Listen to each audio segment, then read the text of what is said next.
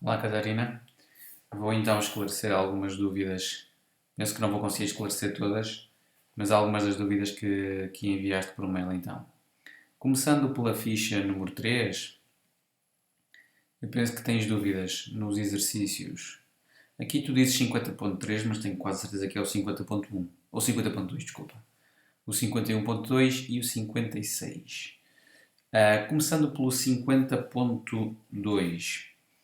O que é que diz o 50.2? Diz então: uma caixa, volto a ler o exercício 50 na parte inicial, contém apenas bolas brancas e bolas pretas indistinguíveis ao tato. Todas as bolas estão numeradas com um único número natural.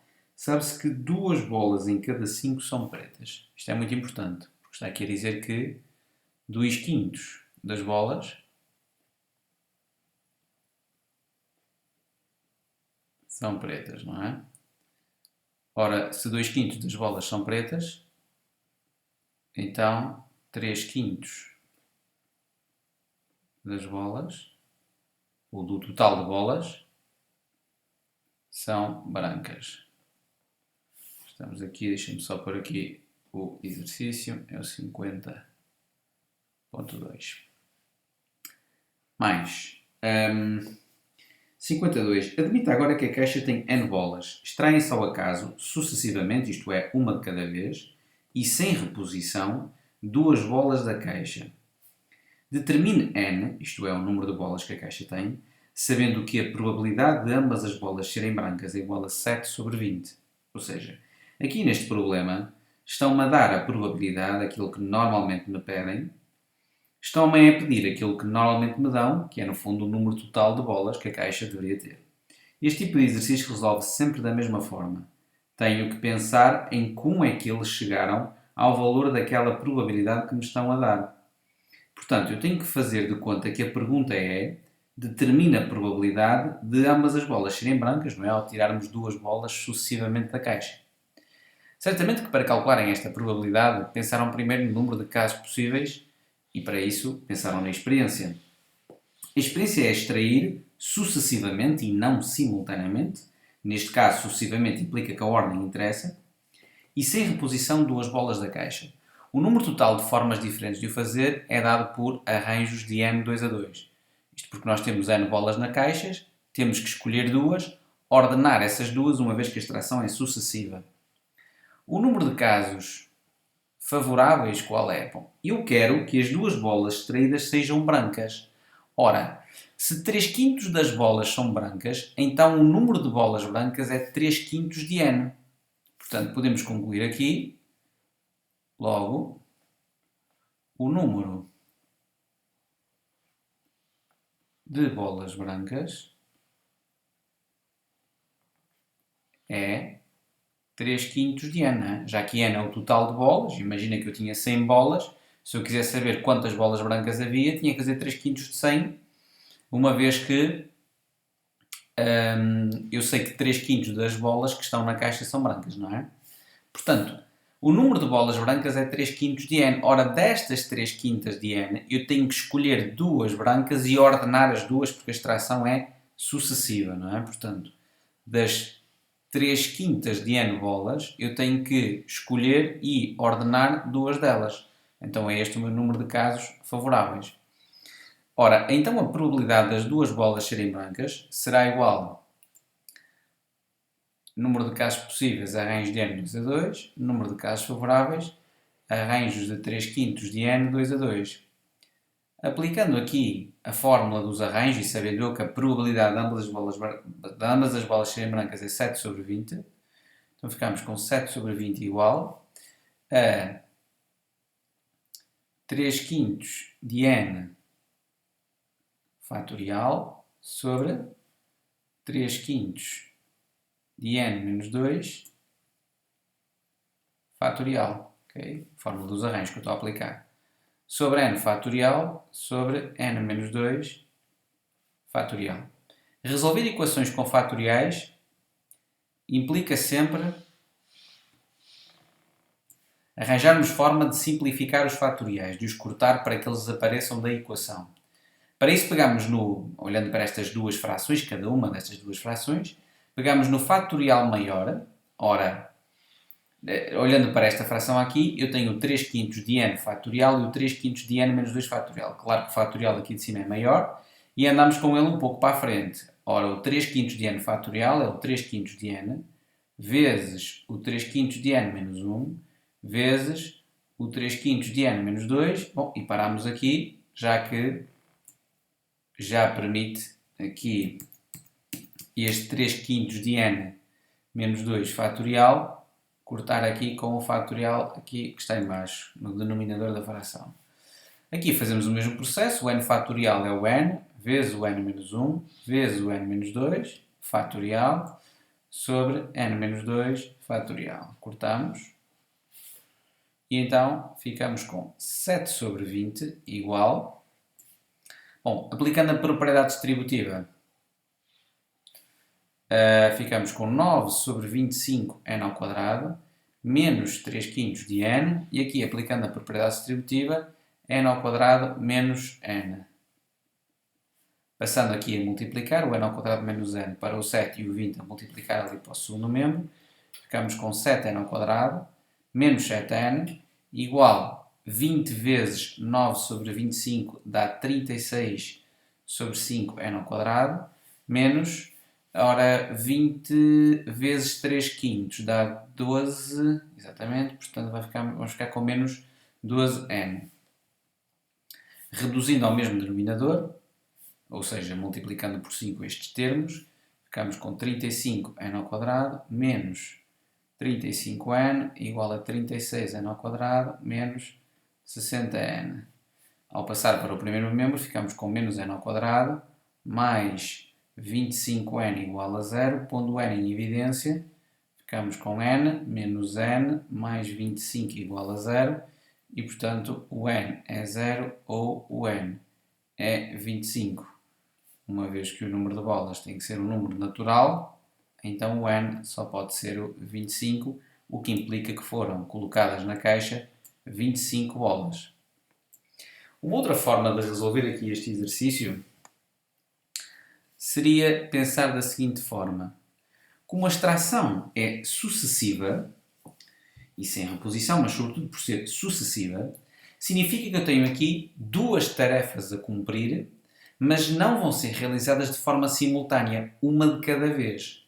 Quando isto acontece, há uma forma muito fácil de calcular a probabilidade, que é pensar logo, probabilisticamente, tarefa a tarefa. Ou seja, eu quero que saiam duas bolas brancas. Então calculo a probabilidade da primeira ser branca, vezes a probabilidade da segunda ser branca. Ora, se eu fizer o exercício desta forma, vais ver que é muito mais fácil. Porque então a probabilidade de ambas as bolas serem brancas seria igual à probabilidade da primeira ser branca, e portanto se eu tenho n bolas na caixa, será o meu número de casos possíveis, dessas n bolas que eu tenho na caixa, 3 quintos de n são o meu número de casos favoráveis, que eu tenho 3 quintos de n bolas brancas, vezes, para a segunda bola ser branca, ora, eu fiquei com menos uma bola na caixa, porque eu já tirei uma bola e até saiu branca, não é? Na primeira extração. Na segunda extração, eu fiquei com menos uma bola e também fiquei com menos uma bola branca, porque na primeira extração saiu bola branca. E, portanto, para na segunda extração sair bola branca outra vez, tenho menos uma bola branca, uma vez que a primeira já está cá fora, e tenho menos uma bola no total de bolas. Por isso, o número de casos possíveis também é n-1. E, portanto, temos aqui uma expressão que representa a probabilidade de ambas as bolas serem brancas. Portanto, 7 sobre 20 é igual a, portanto, aplicando aqui a propriedade distributiva, ficamos com, aliás, eu posso cortar este n com este n, e ficamos com 9 sobre 25, não é? Multiplicar o 3 quintos pelo 3 quintos de n, menos 3 quintos sobre n menos 1. E, portanto, este passa para aqui a multiplicar, ficamos com 7n menos 7, este passa para ali a multiplicar, igual a 36n sobre 5, ao multiplicarmos o 20 pelo 9 sobre 25n, menos 12. Reduzindo ao mesmo denominador, 35n menos 35 é igual a 36n menos 60. Aqui resulta então, passarmos para o primeiro membro, ou a passar o 35n ali para o segundo membro, que o n vai ser igual ao 25. E está o problema resolvido. 50.2 está. Vou só aqui apagar. Portanto, passando agora para o 51.2, é do mesmo estilo. Relativamente a uma turma do 12º ano, sabe-se que o número de rapazes é igual ao número de raparigas. Escolhem-se ao acaso 2 alunos da turma para estarem presentes nas comemorações do aniversário da escola. Sabe-se que a probabilidade desses 2 alunos serem rapazes é 13 sobre 54. Seja n o número de rapazes da turma, determine o valor do n. Ora, aí está, mais uma vez estão a pedir não um número total de alunos, mas sim um número de rapazes. Sabendo eu que a probabilidade de, ao escolher 2 alunos, eles serem 2 rapazes, é 13 sobre 54. O que eu tenho que fazer é pensar em como é que eles calcularam esta probabilidade, arranjando uma expressão em função de n que a represente, depois é só igualar e resolver a equação que daí resulta. Portanto, eu tenho... é o 51. Eu tenho... portanto, eu tenho n rapazes, segundo diz aí, portanto,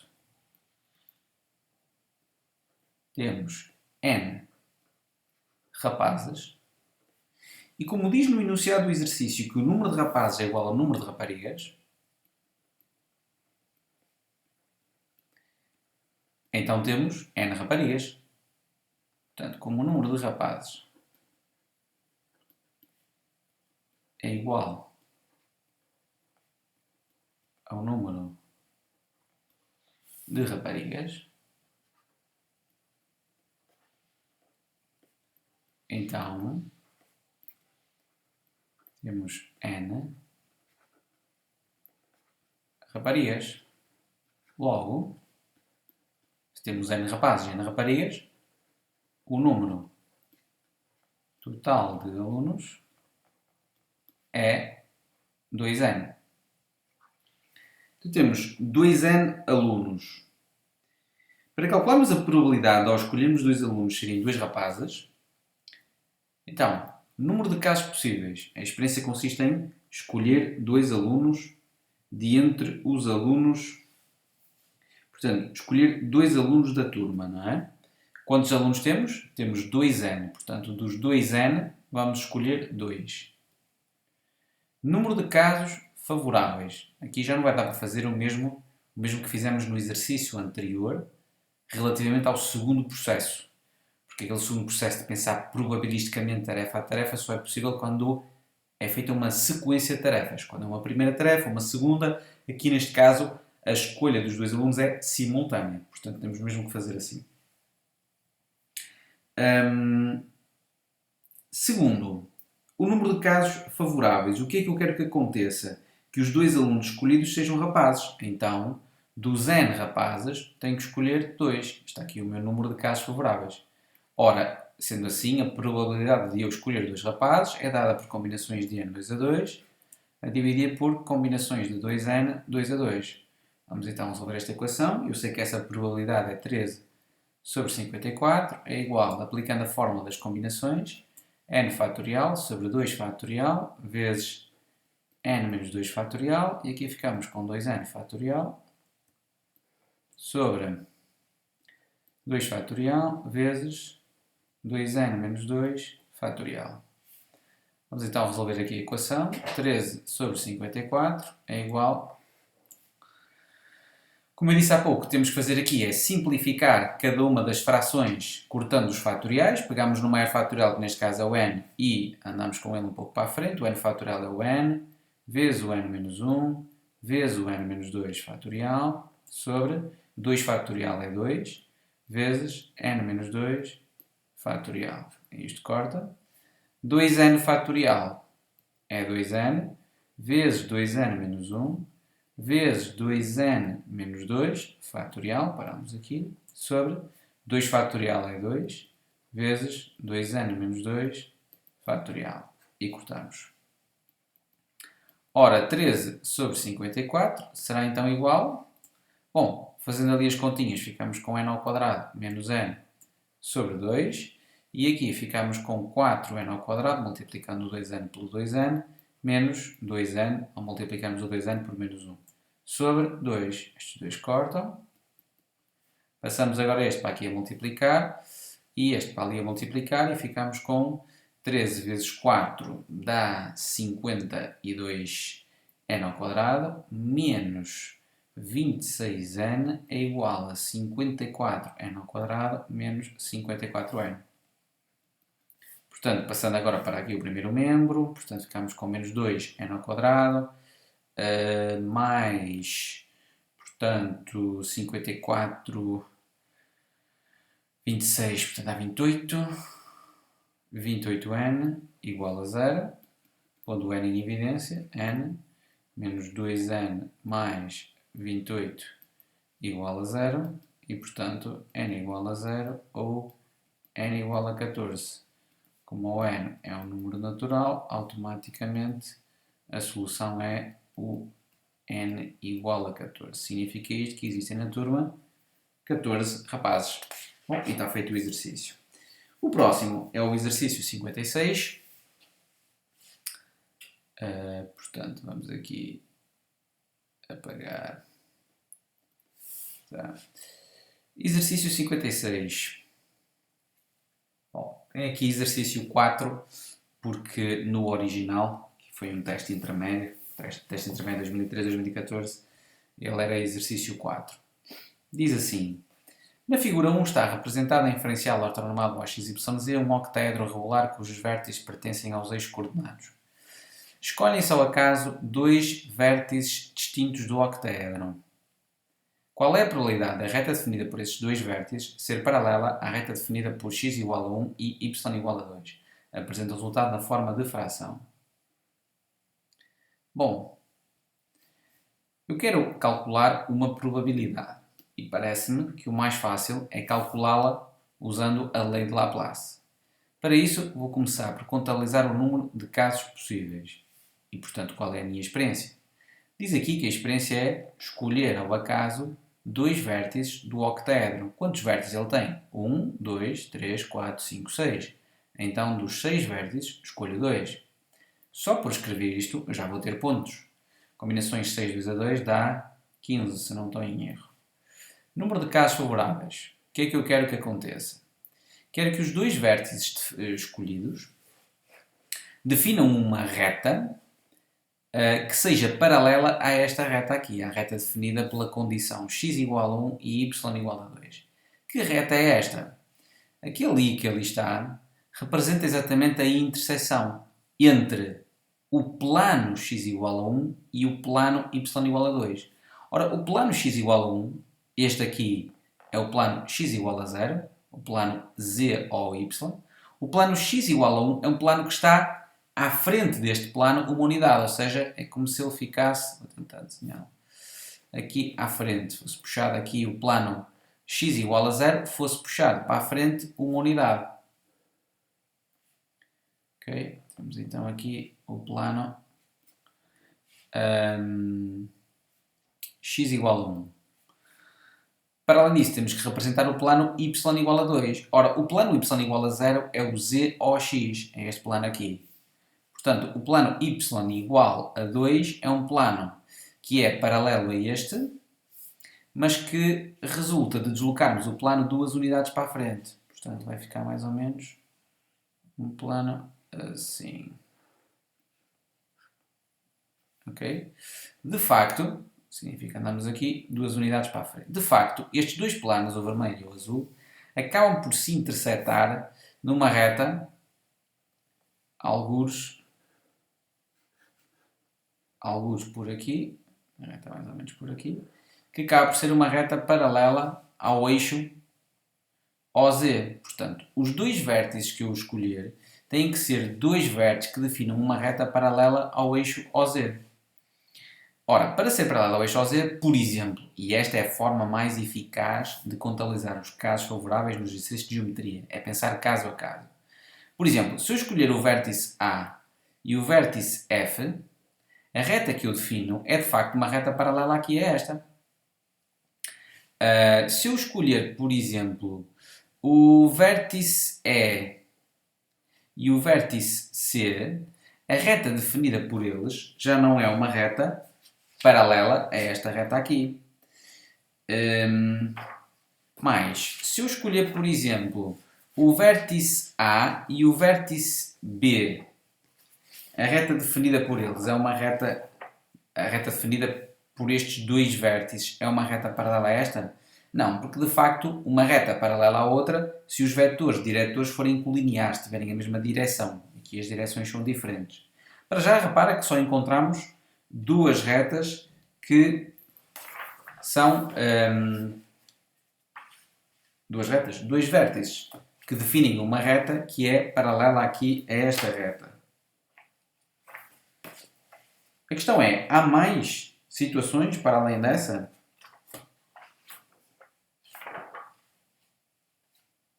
Perdi-me aqui no exercício. Só um segundinho. Ok, cá está ele. Será que há mais retas para além dessa?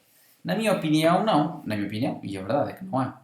Só temos mesmo a reta que passa aqui nos pontos A e F. Quaisquer dois outros vértices que se escolha, as retas definidas por esses dois vértices nunca serão uma reta paralela aqui a esta reta a preto. Só mesmo se eu escolher o vértice A e o vértice F. Portanto, temos um caso favorável. A probabilidade será então 1 sobre 15. Okay? 4.2.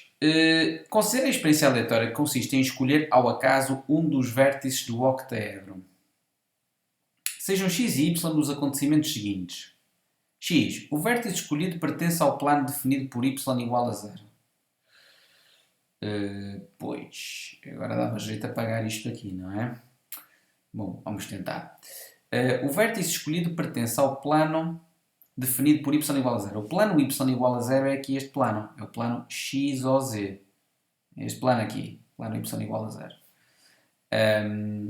Y. A soma das coordenadas do vértice escolhido é positiva. Portanto, a soma das coordenadas dos vértices escolhidos é positiva. Averigue se os acontecimentos x e y são independentes. Justifique. Na sua justificação deve indicar os vértices que pertencem a cada um dos acontecimentos x, y e x interseção y. Ora bom, relativamente ao acontecimento x, quais são os vértices que pertencem? O vértice escolhido pertence ao plano y igual a 0. Pertence o A, pertence o B, pertence o F e pertence o D, porque o plano y igual a 0 é este plano aqui, mas atenção, este plano aqui estende-se depois para infinito, lá para trás, cá para baixo, e portanto ele vai conter os pontos A, B, F e D, aqui ali atrás também. Okay? São estes quatro. Portanto, o acontecimento x tem-se que o acontecimento x é então formado pelos vértices A, B, F e D. Não é? O acontecimento y é formado por que vértices? Portanto, eu quero, aqui no caso do acontecimento y, a soma das coordenadas do vértice escolhido é positiva. Ora, naturalmente, aqui no caso do vértice B, vamos começar aqui pelo vértice A. Vamos fazer por ordem. Relativamente ao vértice A, a soma das coordenadas é positiva. Ora, o vértice A é um vértice da forma 0, 0 e tem um certo valor de z, uma cota, mas é positiva garantidamente. Por exemplo, 0,03, vamos supor. E, portanto, a soma dará naturalmente positiva no caso do A. Ou seja, o vértice A faz parte do acontecimento Y. No caso do vértice B,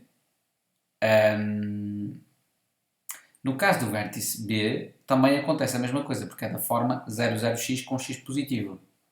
Okay? No caso do vértice C, também acontece a mesma coisa, da forma 00y, neste caso, 0y, mas com o y também positivo e, portanto, a soma vai dar positiva naturalmente. No caso do vértice D, ele já será da forma 00 com um x negativo e, portanto, automaticamente a soma já vai dar negativa. e portanto ele está fora. No caso do vértice E vai acontecer a mesma coisa e no caso do vértice F a mesma coisa. Ficamos então apenas com os vértices A, B e C, em que a soma das coordenadas é positiva. Sendo assim, falta-nos agora ver qual é o acontecimento x interseção y, e portanto x interseção y será o conjunto formado pelo A e pelo B. Ora, a probabilidade de x ocorrer é dado por 4 sobre, temos ali o número de casos favoráveis, o número de casos possíveis. É 6, não é? Porque a experiência consiste em escolher um dos vértices do octaedro. Portanto, 2 terços. A probabilidade de y é 3 sextos, que é 1 meio. A probabilidade de x interseção y é 2 sextos, que portanto é 1 terço. Como a probabilidade de x vezes a probabilidade de y é igual a 2 terços vezes 1 meio, que é igual a 1 terço, e a probabilidade, ou melhor, até vou aqui melhorar, como o produto das duas probabilidades é 1 terço, a probabilidade de x interseção y também é 1 terço, e x e y são independentes se e só se a probabilidade de x interseção y é igual à probabilidade de x vezes a probabilidade de y, então x e y são de facto independentes. Ok? Passando agora para o 4.3. Vou ter que pôr aqui uma nova imagem. 4.3. Admita agora que a face ABCD do octaedro está numerada com o número 1, como se observa na figura 2. Pretende-se numerar as restantes faces do octaedro com os números de 2 a 8, um número diferente em cada face. Sim, faz sentido porque já temos aqui o número 1, temos mais 7 faces para numerar e temos 7 números de 2 a 8 para o fazer. De quantas maneiras diferentes podem numerar as restantes 7 faces, de modo que depois do octaedro ter todas as faces numeradas pelo menos 3 das faces concorrentes com o vértice A fiquem numeradas com números ímpares. Bom, as faces concorrentes com o vértice A quais são? Deixa-me só aqui. As faces concorrentes com o vértice A quais são? São esta face aqui, porque no fundo é uma face que vai ali intersetar, ou melhor, o vértice A pertence a esta face, por isso é que é uma face concorrente com o vértice A. Temos aqui esta face, que também é concorrente com o vértice A, porque o vértice A pertence a essa face. Depois temos mais uma face aqui do lado direito e temos mais uma face aqui, não é? Oposta aqui a esta face que está ali por trás. Okay? Temos aqui 4 faces concorrentes com o vértice A. Eu quero que essas 4 faces, então, pelo menos 3 delas fiquem numeradas com números ímpares. Ora, temos 2 hipóteses. Portanto, para que as faces concorrentes ou para que, pelo menos,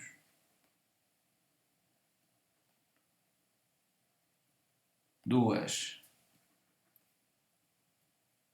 das faces concorrentes com o vértice A fiquem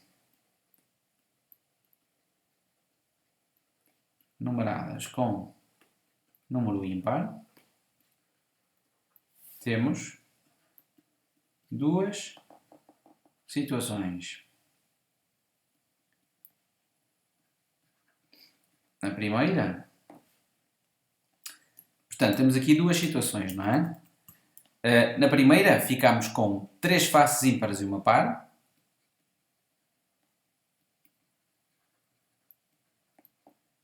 E uma par.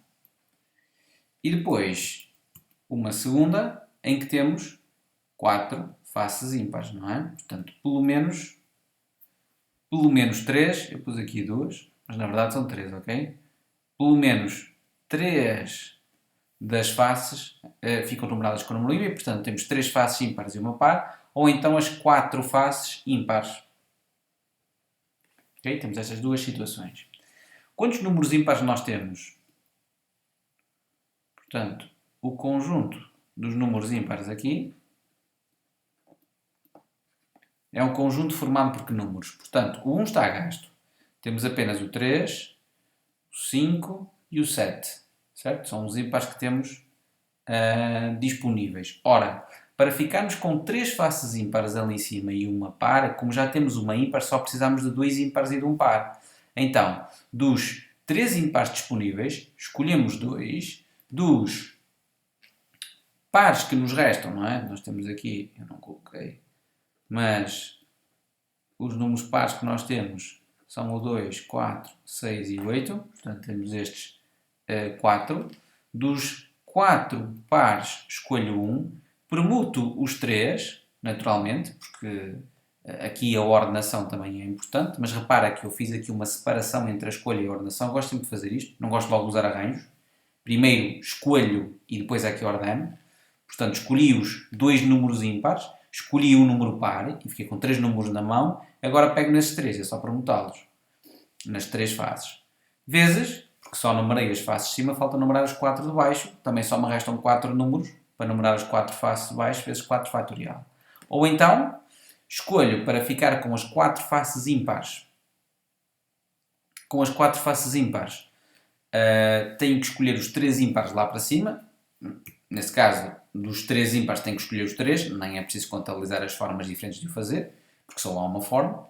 É só mesmo uma questão de ordenação dos 3 ímpares nas 3 faces. Vezes, depois, ali na face de baixo, só tenho que fazer vezes 4 fatorial, porque os outros 4 números vão ser ordenados nas outras 4 faces. E está aqui o número total de formas diferentes de numerar as faces tal como pretendido. Está. Deste livro, penso que eram estas as dúvidas. Depois, da ficha número 4. Tenho que descobrir qual é a ficha número 4. Vamos aqui às tuas imagens. Ficha número 4. Sim, já estou a ver qual é a ficha número 4. São mais uns exercícios de geometria, muito provavelmente. Os exercícios de geometria são um quebra-cabeças para os alunos. Ora, deixa cá ver se eu descubro. Ora, ficha número... Isto aqui deve estar aqui para trás. Cá está. Portanto, ficha número 4, a Catarina tem dúvidas no 17, 19 e 20. 17, 19 e 20. Logo os 3 piores. Está ótimo. E depois no desenvolvimento o 27, o 28 e o 29. 27, 28 e 29. Que 31. São exercícios bem complexos. Vamos ver o exercício 17. Considera um octaedro regular. Portanto, vou aqui passar para as minhas imagens. Considera um octaedro regular.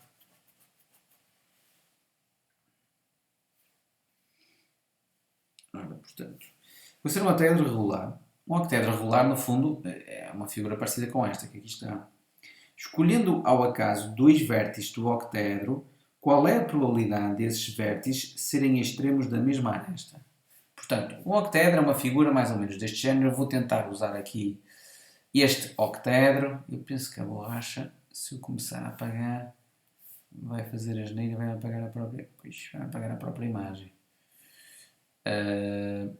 Bom, mas eu vou tentar usar aqui isto. Portanto,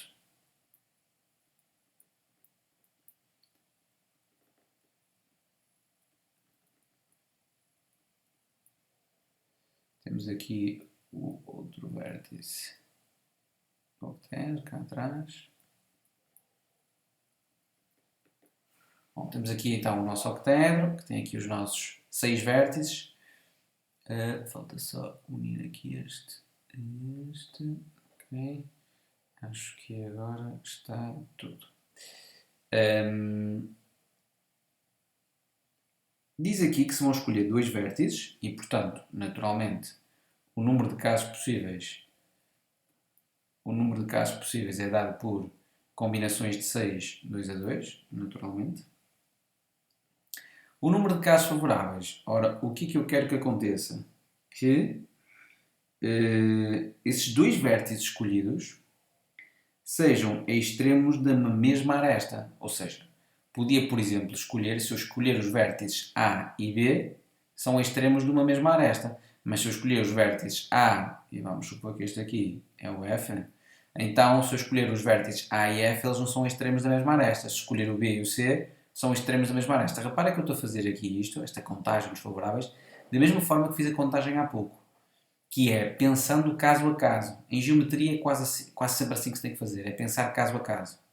E, portanto, já estou a ver que o AB daria, o BC também daria, o F não daria. No fundo, o número de escolhas que eu posso fazer de 2 vértices, de forma a que eles sejam extremos de uma mesma aresta, é contar o número de arestas que eu tenho no sólido. E tenho 1, 2, 3, ok? 4. Vamos primeiro, se calhar, fazer isto por ordem, contar as laterais. 1, 2, 3, 4. Depois tem mais 4 e mais 8. 8, 9, 10, 11, 12. Portanto, tenho 12 arestas. Logo, portanto, 12 casos favoráveis. Logo, a probabilidade será 12 sobre 15, que é o que dá combinações de 6, 2 a 2. Portanto, será 3 quintos. E, portanto, a opção correta... espera lá, fiz alguma asneira aqui. Não, é 4 quintos, porque dividimos por 3. Dá 4 quintos e, portanto, a opção correta é a opção C. No caso do exercício 19, vou aqui eliminar. No caso do exercício 19, diz assim: considerando o referencial ortonormal ao x, y, z, a superfície esférica de equação x² mais y² mais z² igual a 4. Ok, vamos então fazer aqui uma superfície esférica. Talvez seja melhor começar primeiro aqui pelo referencial. O desenho talvez não vá ficar aqui grande coisa, tá? Mas tens de perceber que isto desenhar aqui no computador é bem mais complexo do que em folha. Portanto, temos aqui o referencial e vamos ter uma superfície esférica que tem a equação, ora, x² mais y² mais z² igual a 4. Portanto, se esta é a equação da superfície esférica, então eu sei que a minha superfície esférica vai ter centro de coordenadas 0, 0, 0, não é? Por ter aqui x, y, z, e o raio vai ser exatamente o raiz de 4, que é 2. Então eu tenho que representar aqui uma superfície esférica centrada na origem e de raio 2. Ora, vou tentar fazer aqui uma superfície esférica nessas condições, isto mais ou menos. Ok, mais ou menos assim.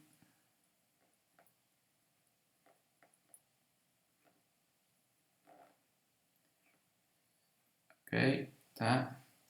E portanto, essa superfície esférica vai intersetar o gráfico vai intersetar os eixos coordenados em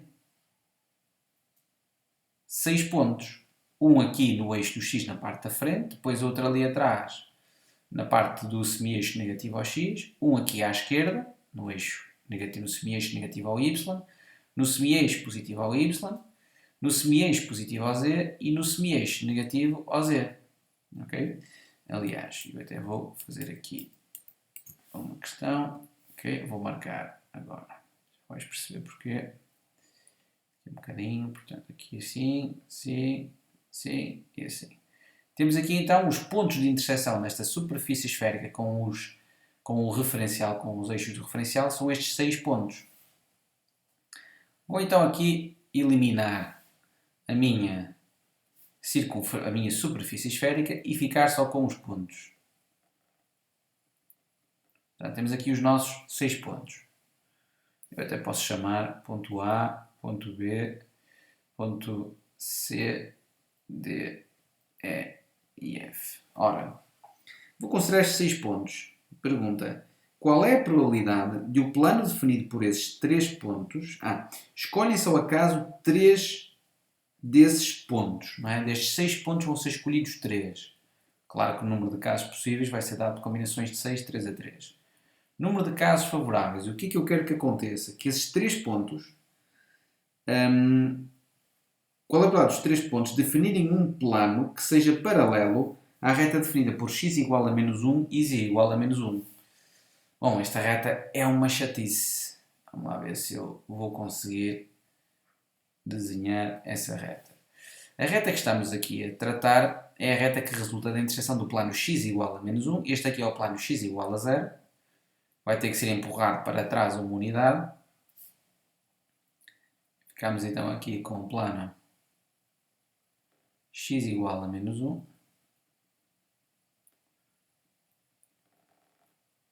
Cá atrás. Ele estende para infinito, para cima, para baixo, esquerda, direita. Ok, temos aqui o plano x igual a menos 1. E ainda o plano z igual a menos 1.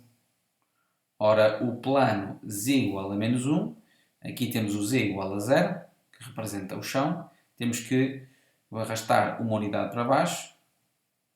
E, de facto, esse plano, o plano z igual a menos 1 e o plano x igual a menos 1, interceptam-se numa reta.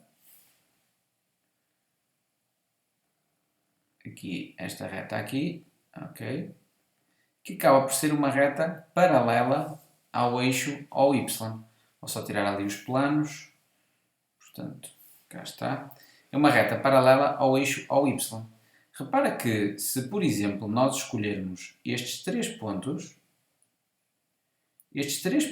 definem um plano, este plano aqui na nossa frente, que de facto é paralelo a esta reta. Se eu escolher, por exemplo, estes 3 pontos, também vou definir exatamente o mesmo plano que com os outros 3 pontos e, portanto, é paralelo àquela reta. Portanto, destes 4 pontos, que eu desenhei aqui a vermelho, quaisquer 3 que eu escolha, eles definem sempre um plano paralelo à reta ali atrás. Portanto, já tenho aqui dos 4 vértices a vermelho, posso escolher 3 quaisquer, que aí esses 3 pontos irão definir sempre um plano que é paralelo à reta ali atrás. Também posso escolher, por exemplo, este ponto aqui e este ponto aqui. Esses 3 pontos vão definir o plano z igual a 0, que também é paralelo aqui a esta reta. O plano do chão, no fundo, que é paralelo aqui a esta reta. Assim como eu posso escolher o C, o A e o D. Defino na mesma o mesmo plano, que é o plano aqui do chão, que é mais uma vez paralelo aqui à reta que está ali a preto. Portanto, destes 4 pontos, posso escolher quaisquer 3 que aí têm outra vez um plano paralelo à reta. Portanto, para além das escolhas que estavam a ser contabilizadas, ainda tenho que acrescentar mais estas. Dos 4 vértices a verde, posso escolher 3 quaisquer e o plano por eles definido será sempre paralelo à reta que está ali representada. Por isso, a probabilidade será dada por combinações de 4, 3 a 3, mais combinações de 4, 3 a 3, sobre combinações de 6, 3 a 3. Okay? O que vai dar 8 sobre 15, se não estou em erro, provavelmente. 8 sobre 15, não, sobre 15 não. Está aqui em erro. É 8 sobre 20, acho que assim é que está bem. Que dá 2 quintos. Portanto, a opção correta é a opção B. Por último, o exercício 20. Mais uma vez temos aqui um octaedro. Temos aqui, sim senhor, um octaedro. Desse octaedro, ora, como é que eu vou agora aqui? Eu até vou tentar fazer aqui uma coisa. Talvez seja possível. Vou tentar usar aqui esta figura e tentar representar aqui o octaedro, que será mais ou menos isto. Aproveitar aqui estes vértices. Portanto, aqui assim, aqui assim, aqui assim, assim, aqui atrás tem que ser atracejado. E aqui. Temos aqui o nosso octaedro.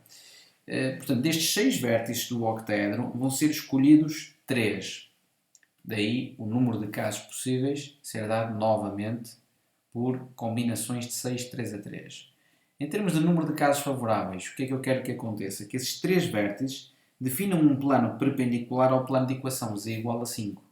O plano de equação z igual a 5 é um plano aqui paralelo ao z igual a 0. Aqui temos o z igual a 0. Temos que pegar neste plano e arrastar 5 unidades lá para cima. Portanto, é um plano que fica aqui em cima. Okay? Este é o plano z igual a 5.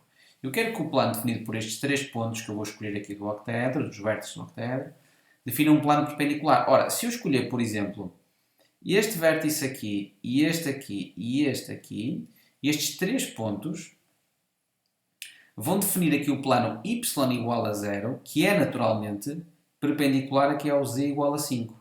Se eu escolher também este vértice, este vértice e este vértice, eu vou definir aqui mais uma vez este plano aqui, que é o y igual a 0, que acaba por ser perpendicular ao z igual a 5. Portanto, destes 4 aqui, eu posso escolher quaisquer 3, que vou sempre definir um plano perpendicular ao z igual a 5. Para além desses, eu posso escolher outros. Porque se eu escolher, por exemplo, este vértice aqui, aquele ali e este aqui, se eu escolher estes 3, eu vou definir o plano x igual a 0, que é perpendicular ao z igual a 5. Vou definir aqui o plano que está aqui à nossa frente. E, portanto, vai ser perpendicular ali ao z igual a 5. Assim como se eu escolher, por exemplo, o vértice E, o vértice A e o vértice F, vou novamente definir o plano x igual a 0, que é perpendicular ao z igual a 5. Isto é, destes 4, se eu escolher 3 quaisquer, vou definir sempre o plano perpendicular ao plano z igual a 5. Portanto, dos 4, escolher 3. Repara que, por exemplo, nunca poderia escolher um vértice daqui, um vértice aqui e um vértice aqui, porque estava aqui a escolher um plano que era oblíquo relativamente ao z igual a 5. Tá? As únicas hipóteses são mesmo estas, e por isso a probabilidade, por acaso, vai dar exatamente a mesma coisa que no exercício 17, vai dar 2 quintos e, portanto, é a opção C. Vou ficar por aqui. Eu sei que ainda tenho mais umas dúvidas para esclarecer, mas ou esclarecemos na aula amanhã, ou então eu faço novamente vídeos para podermos tirar as restantes dúvidas que tu tens. Ok?